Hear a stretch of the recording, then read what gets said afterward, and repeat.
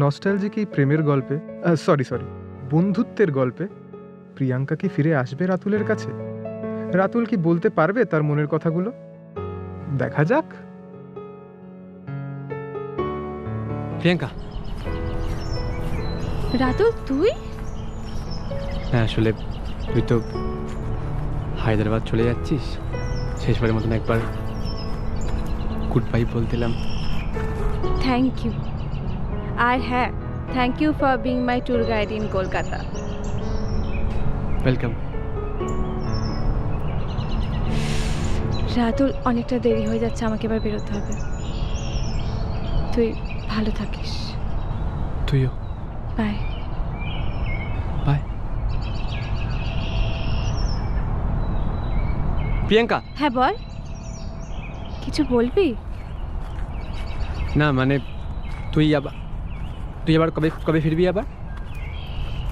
Sure নই রে, পুরোটাই আমার জবের উপর ডিপেন্ড করছে। আর তাছাড়া এখানে তো আমার কোনো পিছু টানও নেই, জানি না কবে ফিরবো। তুই ভালো থাকিস। বাই।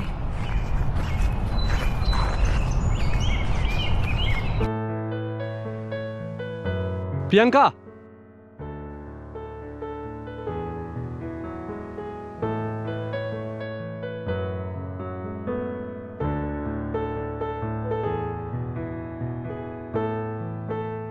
প্রিয়াঙ্কা, এই কলকাতার ভাঙাচোরা রাস্তা, ময়দানের ভোরের কুয়াশা, মায়ের ঘাটে সূর্যাস্তের আলো, মায়ের হাতের চা, কাকার হাতের ফুচকা, এই এত কিছুর পরও এই শহরটাকে তুই ভুলে গেলি রে। আমার জন্য কলকাতা সত্যিই পাল্টে গেছে জানিস। আসলে আমার কাছে না কলকাতা তোকে ছাড়া একদম অসম্পূর্ণ।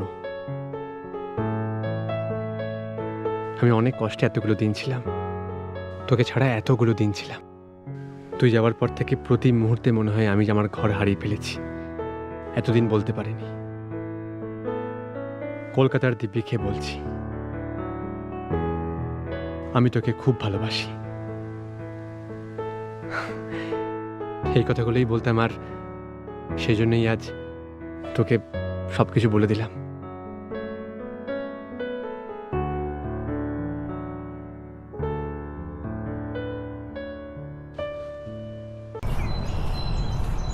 হ্যাঁ, মাঝে মাঝে কোথায় হারিয়ে যাস বলতো? কি বলছিলিস বল। না কিছু না, সাবধানে থাকিস।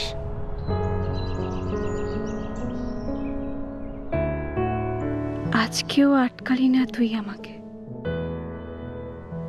আজকেও বলতে পারলি না। সেই ছোটবেলা থেকে অপেক্ষা করে আসছি আমি আমি তোকে কতটা ভালোবাসি তুই আজকেও বুঝতে পারলি না। কলকাতা শহরটা ব্যর্থ প্রেমিকের মতন।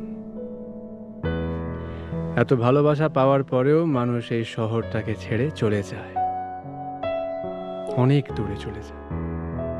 তবে এই শহর অপেক্ষা করতে জানে, আমিও অপেক্ষা করব। ভালো থাকিস প্রিয়াঙ্কা।